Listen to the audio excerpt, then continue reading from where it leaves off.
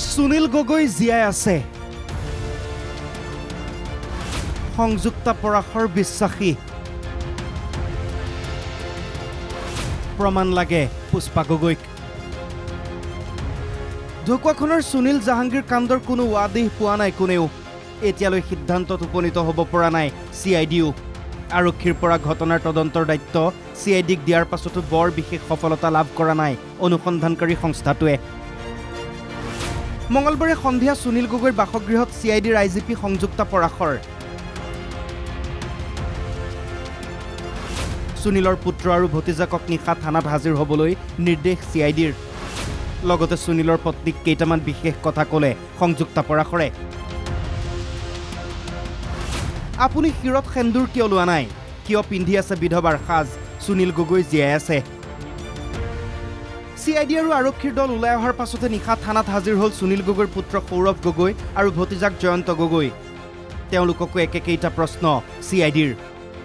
সংযুক্তা পৰাশৰৰ এই কথাক সহজভাৱে ল'ব পৰা নাই সুনীলৰ পত্নীয়ে কিয় এনে প্ৰশ্ন কৰিলে এনে পৰামৰ্শ দিলে চিআইডিৰ বিষয়া সংযুক্তা পৰাশৰে সুনীল গগৈৰ পত্নীৰ দাবী মোৰ স্বামী জীয়াই আছে বুলি প্ৰমাণ দিয়ক তেতিয়াহে মই ত্যাগ কৰিম বগা সাজ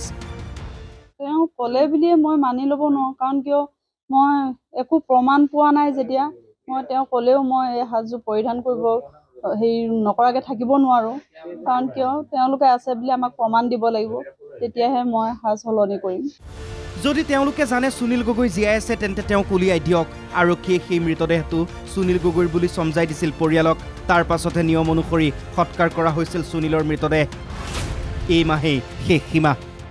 ডেড বডিটো আমাক সঞ্জাই দিয়াৰ কাৰণে আমি সৎকাৰ কৰি সকাম কৰিলোঁ তেতিয়ালৈকে DNA ৰিপৰ্টটো অহা নাছিলে সেইটো কাৰণে আমিও গম পোৱা নাছিলোঁ বুলি কৈছে সৎকাৰ কৰিবলৈ মৃতদেহটো আপোনালোকেই সঞ্জাই দিছিলে আৰু দিয়াৰ কাৰণে আমি সমাজৰ ৰীতি নীতিৰে যিখিনি কৰিব লাগে কৰিলোঁ তাৰপিছত আমি তেতিয়া DNA ৰিপৰ্ট পোৱা নাছিলোঁ সেইটো কাৰণে আমি গম পোৱা নাছিলোঁ আৰু তেওঁলোকৰ যদি কিবা সন্দেহ আছিলে আমাক ক'ব লাগিছিলে সুনীল গগৈ আছে বুলি তেওঁ আমাক আগত উলিয়াই আনি দেখাব লাগিব আৰু মই পৰাপক্ষত যিমান পাৰোঁ এইটো মাহৰ ভিতৰতে মই তেওঁলোকৰ পৰা কিবা এটা আশা কৰিব পাৰোঁ তাৰপিছত আৰু যেনেকৈ এতিয়া আৰক্ষীৰ পৰা আমি একো নাপালোঁ তাৰপিছত আৰু আশা কৰিবলৈ নোৱাৰোঁ ইপিনে বুধবাৰে সুনীল গগৈৰ বাসগৃহত উপস্থিত স্থানীয় বিধায়ক নৱকুমাৰ দলে তদন্ত প্ৰক্ৰিয়া ক্ষিপ্ৰতৰ কৰাৰ আহ্বান বিধায়কৰ সুনীলৰ পুত্ৰৰ শিক্ষা দীক্ষাৰ দিশটো বিবেচনা কৰাৰ আশ্বাস দিলে নৱদলে